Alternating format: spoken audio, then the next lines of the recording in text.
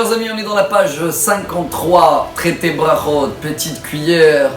Et c'est un petit chapitre, hein. Même déjà aujourd'hui, on va finir la page. C'est vrai qu'on ne peut pas revenir sur tout ce qu'on a cité dans la page d'hier en disant tous les débats qu'il y a entre Beth Shammai et Beth Hillel dans le comportement du repas. On s'est attrapé sur deux petits détails, la prière sur le feu dans l'Avdallah, Boré Meoré Haesh, et surtout ce point avec lequel on va terminer le chapitre et cette page 53, c'est avec le Birkat Hamazon. Si vous vous rappelez que dans la page d'hier, on avait vu que selon Beth Shammai, on est obligé de faire toujours Birkat Hamazon dans l'endroit où on a mangé, car ils sont liés dans le même endroit.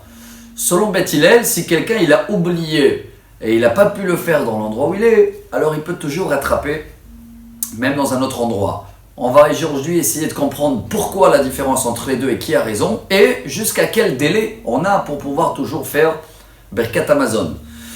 Beth Shammai demande à Beth Hillel, ils disent, si quelqu'un il a fait Birkat, il a mangé en haut de la tour Eiffel, hein, moi je métaphorise, bien sûr qu'il n'y avait pas le tour Eiffel dans l'époque de Beth Shammai il y a 2000 ans, mais il est en haut, ça s'appelle Berosh Habira, dans une tour. Et maintenant il a oublié de faire Birkat, il est descendu en bas.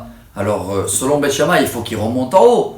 Beth Hillel, ils disent, mais attendez, comment il va remonter? Il vaut mieux qu'il fait en bas. Le temps qu'il va remonter, le pauvre, il va peut-être oublier ou le temps, il va passer. Beth Shammai leur répond, il dit, mais attendez, s'il avait oublié en haut un porte-monnaie avec 10 000 euros, il aurait monté quand même. Alors, si pour l'argent, il remontait, pour le nom de Dieu, il ne va pas remonter. Par contre, la halakha, elle n'est pas comme ça. Hein. Beth Hillel, ils disent, oui, c'est vrai, pour quelqu'un qui l'a oublié et il n'a pas fait exprès.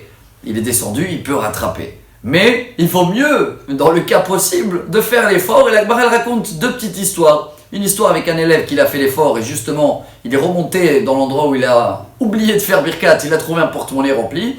Et un autre, par contre, il a fait l'inverse. Hein. Il a dit, ah bon, comme Beth Hillel, ils disent que c'est pas grave, c'est pas grave. Hein. Beth Hillel, ils ont dit, si t'as oublié, fais-le dans l'endroit où tu trouves, mais toujours, il vaut mieux de faire l'effort. Sauf que celui-là, il voulait pas te faire effort du tout. Il a pris la route et bon, il y a un lion qui l'a trouvé sur la route et son histoire était terminée malheureusement juste parce qu'il a un petit peu négligé.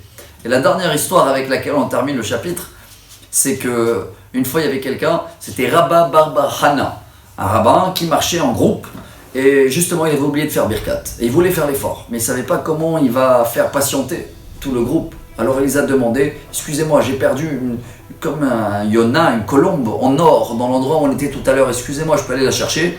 Maintenant, c'était pas vrai, hein. Il est parti pour faire Birkat. Il a fini Birkat et il a trouvé ce colombe là. Donc il est parti montrer à tout le monde, voilà comme quoi Dieu il honore à nous tous, quand on fait un effort toujours de faire Birkat dans l'endroit où on l'est. Par contre, on termine avec le délai. Hein. La Gemara à la fin dit, on a à peu près 72 minutes, donc on connaît ce chiffre là. Le temps que le manger, ça y est, on est rassasié. Venez, on va essayer d'être précis et dans l'endroit et dans le temps pour être également dans le timing des 3 minutes. Et à demain pour la page 54.